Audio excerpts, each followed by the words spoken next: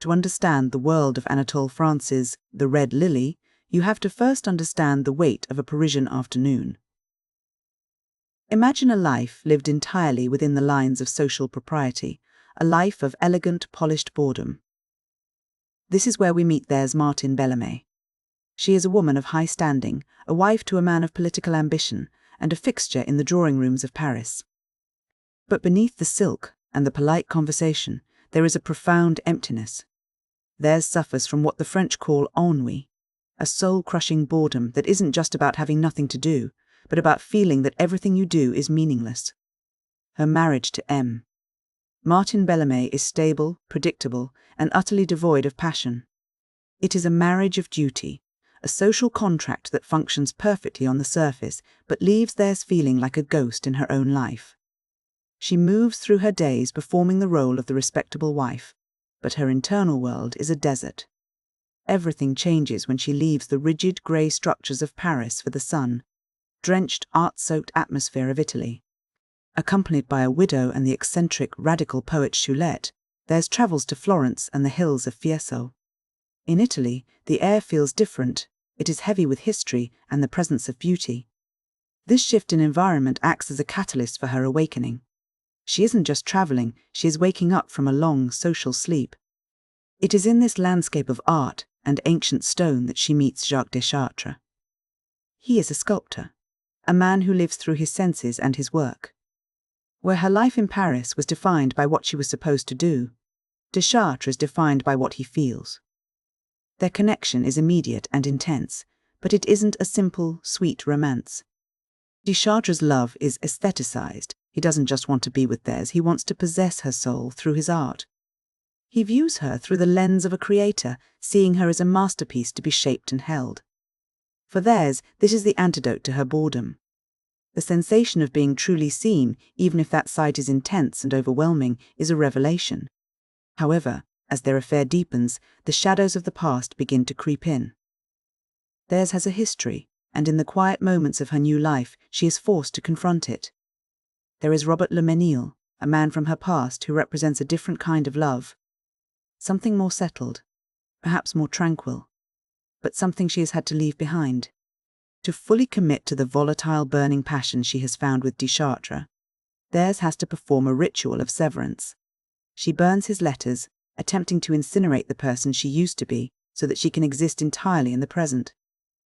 But the past is never truly gone, it just waits for the right moment to reappear. As the relationship between Therese and Deschartres progresses, the cracks begin to show.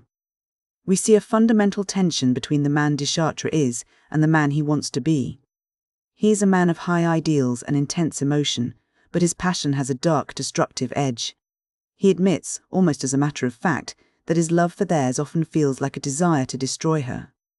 He wants to consume her, to merge with her so completely that there is no distinction between the lover and the beloved.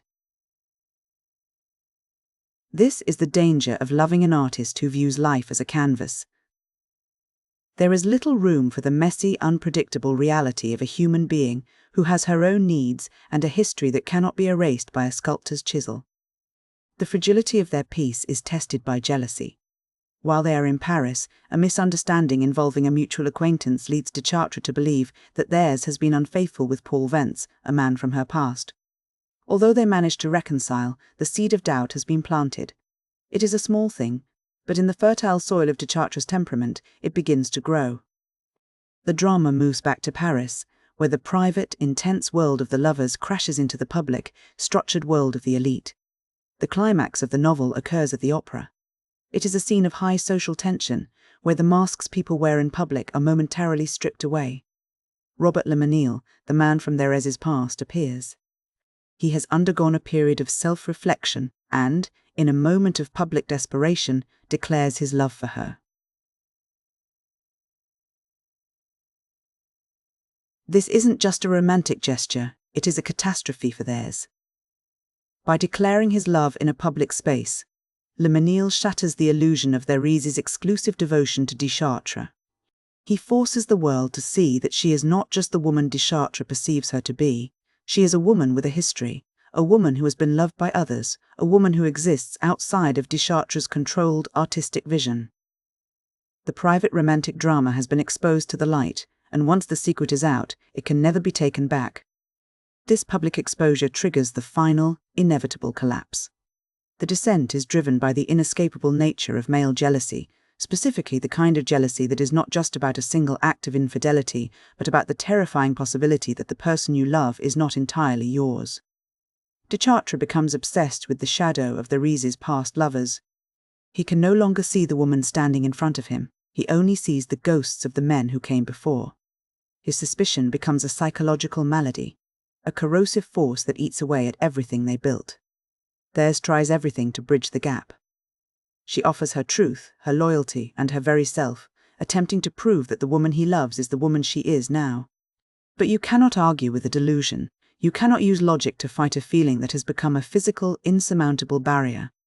The book reaches its devastating conclusion in de Chartres' studio. This is the space where he creates, where he seeks perfection, but it becomes the site of their ultimate failure. The passion that once felt like a red lily, vibrant, beautiful, and life-affirming, has turned into something else entirely. It has become a source of mutual isolation. The intense connection that brought them together is the very thing that now keeps them apart. They are left in a state of profound, resigned defeat. The relationship hasn't just ended, it has disintegrated, leaving them both hollowed out by the very fire that once warmed them. When we look back at the story, several themes emerge that give the book its lasting weight. The most prominent is the duality of passion. Anatole France is suggesting that love is not a singular, purely positive force. It is a double-edged sword. It has the power of creation.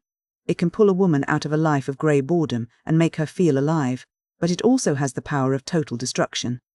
The same intensity that creates the red lily of passion is the same intensity that fuels the fire of jealousy and hatred. There is also a profound exploration of the subjectivity of perception. We often think of love as a way of seeing someone clearly, but France suggests the opposite. He suggests that we don't actually love people. We love our own perception of them.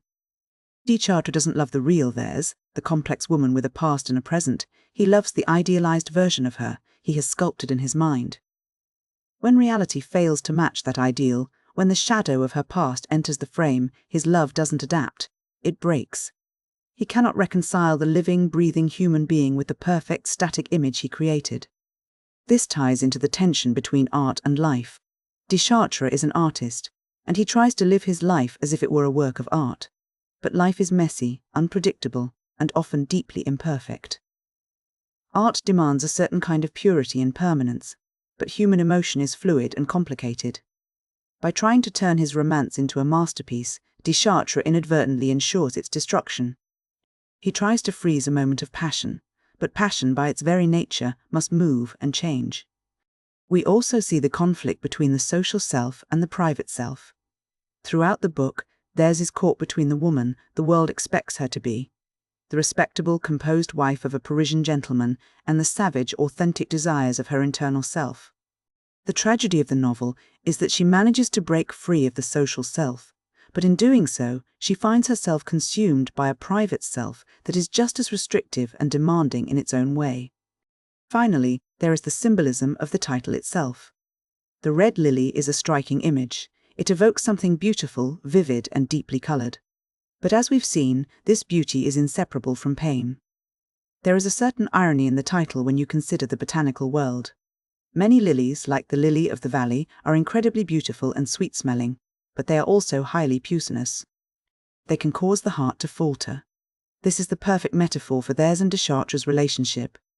Their passion was a beautiful, intoxicating bloom, but it contained a toxicity that ultimately proved fatal to their connection. Ultimately, The Red Lily is not a story about a love that failed because it wasn't strong enough.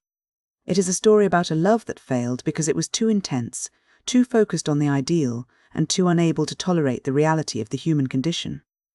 It leaves us with the unsettling idea that the very things that make us feel most alive, our deepest passions and our most intense desires, are the same things that have the power to isolate us most completely.